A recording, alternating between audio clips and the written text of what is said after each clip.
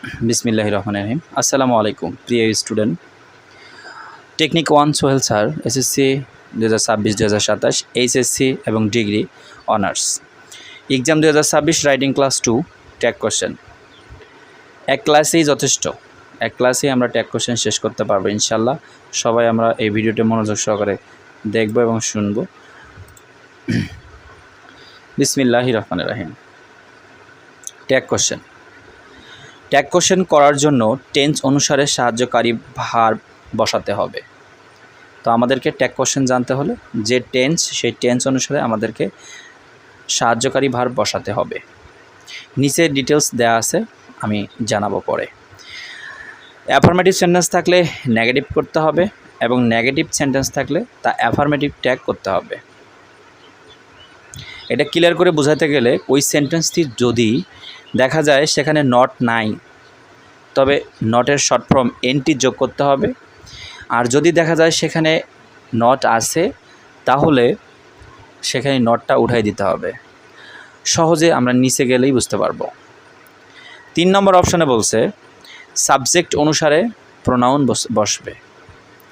Subject অনুসারে pronoun বসাতে হবে। এটার মানে হচ্ছে আমাদের ওই সেন্টেন্সটির মধ্যে যে সাবজেক্ট থাকবে সেই সাবজেক্ট অনুসারে প্রোনাউন বসাতে হবে। যেমন এরকম হতে পারে রহিম, হিম, হি, এখানে পুরুষের নাম যেমন হতে পারে রহিম, করিম, এই সমস্ত যদি থাকে তাহলে হের প্রোনাউন হি সাবজেক্ট হিসেবে বসাতে হবে। এরকম মি অথবা আই থাকলে আই দিতে হবে, দেম অথবা দে থাকলে দে দিতে হবে, আস অথবা উই থাকলে উই দিতে হবে, ইট থাকলে ইটই দিতে হবে। কোনো বস্তু বোঝাতে সেক্ষেত্রে আমরা অবশ্যই ইট বসাবো।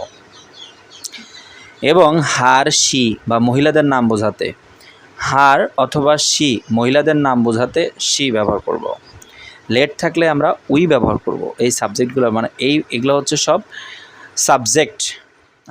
আমরা 3 নম্বর রুলসের মধ্যে পড়েছি যে সাবজেক্ট অনুসারে প্রোনাউন বসাতে হবে। এগুলো হচ্ছে তার একটা এক্সাম্পল, জলজান্ত এক্সাম্পল। এবং থিং থাকলে ইট বসাতে হবে।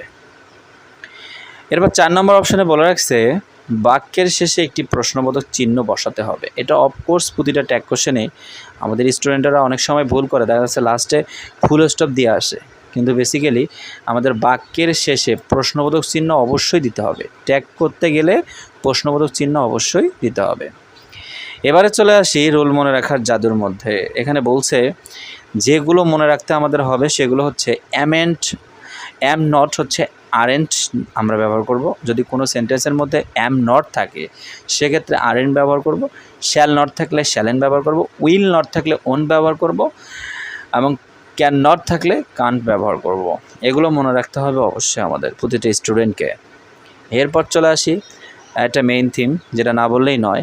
অক্সিলারি ভার্ব 24টা, এখানে সব অক্সিলারি ভার্ব দেওয়া আছে। যেমন am, is, are, was, were. যেমন do, does, did, have, has, had. এবং মডালের ক্ষেত্রে shall, should, will, would, can, could, may, might, must, ought to, need, dare, used to. এগুলো সবগুলোই হচ্ছে অক্সিলারি ভার্ব। কোনো বাক্যের মধ্যে এগুলো যদি থাকে তাহলে এগুলোর সঙ্গে নট না থাকলে নটের শর্ট ফর্ম দেওয়া রাখবে। আর যদি নট থাকে তাহলে এগুলো নট উঠাই দিতে হবে। মোট কথা এগুলো দেখে বুঝতে হবে যে সেটা আসলে কি করা লাগবে। যদি হা বোধক হয় না বোধক করতে হবে, আর না বোধক হলে হা বোধক করতে হবে। নিচের ওয়ার্ডগুলো সাবজেক্ট হিসেবে থাকলে ট্যাগ কোশ্চেন করার সময় এগুলো হবে লেটস থাকলে শ্যাল উই, লেটাস থাকলেও শ্যাল উই, লেটস দেম থাকলে শ্যাল দে, লেটস হার থাকলে শ্যাল শি, লেট মি থাকলে শ্যাল আই। আশা করি আমার কথাগুলো বুঝতে পারছেন প্রিয় স্টুডেন্ট।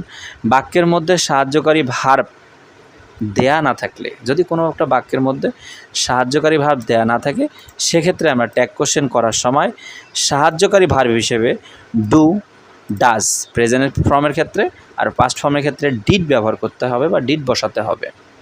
একটা এক্সাম্পল দিলে আমাদের এটা কভার হয়ে যায়।